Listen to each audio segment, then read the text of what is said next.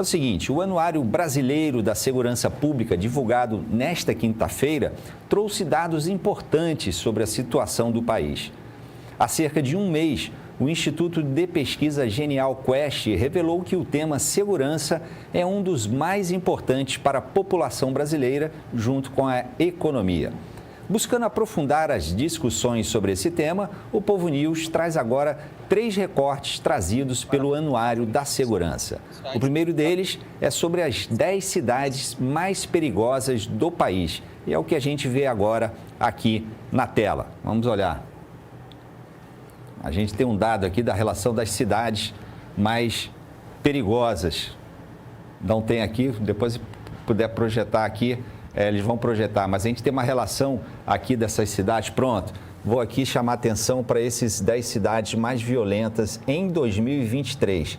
A mais violenta, Santana, no Amapá, que cresceu, teve um crescimento grande de violência lá ainda por cima. Depois vem Camaçari, na Bahia, Jequié, também na Bahia, Sorriso, no Mato Grosso, Simões Filho, na Bahia, Feira de Santana, na Bahia, quer dizer, só aqui 4, agora vem a 5ª cidade da Bahia, Juazeiro. E em 8º, Maranguape, aqui do Ceará. Para mim foi uma surpresa. Maranguape, uma cidade pequena aqui na região serrana, bem próximo de Fortaleza, colada a Fortaleza.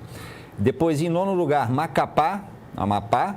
E em 10º lugar, Eunápolis, na Bahia. Mais 6 cidades da Bahia. Impressionante esses números aqui para a Bahia.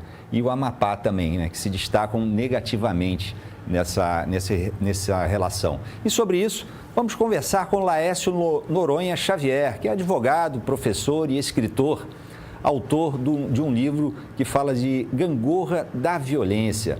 Muito boa noite, professor Laércio Noronha. Está nos acompanhando? Não estou te ouvindo ainda, professor. Opa, agora... Boa noite, Tardan, e a toda a produção e a toda a audiência do Povo News. Obrigado por essa participação. Tá ouvindo? Estou te ouvindo sim, tá tudo certo. Então, estava dizendo aqui, estava apresentando o senhor, autor de um livro sobre gangorra, sobre essa gangorra da violência, né? O que o senhor chama no livro de voo de galinha, não é isso? Ou de avestruz, quando ele se esconde, quando os números, os dados não são muito positivos. Muito bem, eu estava mostrando aqui, professor, que as cidades do Nordeste seguem no topo da lista das mais perigosas do país. E nessa última pesquisa, 7 das 10 mais violentas ficam no Nordeste. Ao que o senhor atribui esses números tão negativos aqui para o Nordeste? 6 cidades são na Bahia. Tardan, coincidentemente, é o 5º governo sequenciado do Partido dos Trabalhadores. Aqui no Ceará é o 3º, sequenciado do Partido dos Trabalhadores. Mas vamos lá, eu não vou colocar apenas numa questão partidária, simplificar, ou romantizar, ou ideologizar esse debate. A política pública, seja ela qual for, ela tem que ser avaliada sob alguns aspectos. Quem diz isso? A Casa Civil da Presidência da República, através do seu livro Guia de Avaliação Ex Post de Políticas Públicas. O que é que deve contar para a gente montar, organizar ou avaliar uma política pública? Estratégia, plano tático, orçamento, parceiros, metas, avaliação, fiscalização, custo-benefício, resultado.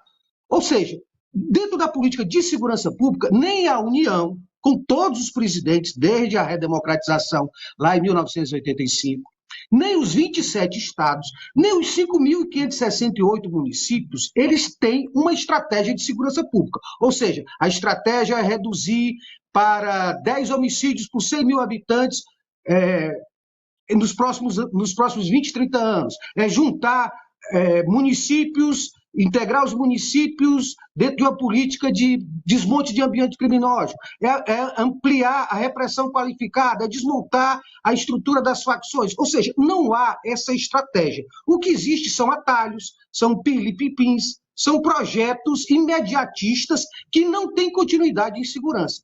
O governo anterior, do Camilo Santana, que gastou mais do que o Cid Gomes, né? E nos últimos 20 anos nós tivemos 11 secretários de segurança pública. Nos 8 anos do Camilo, se gastou mais do que o Cid Gomes.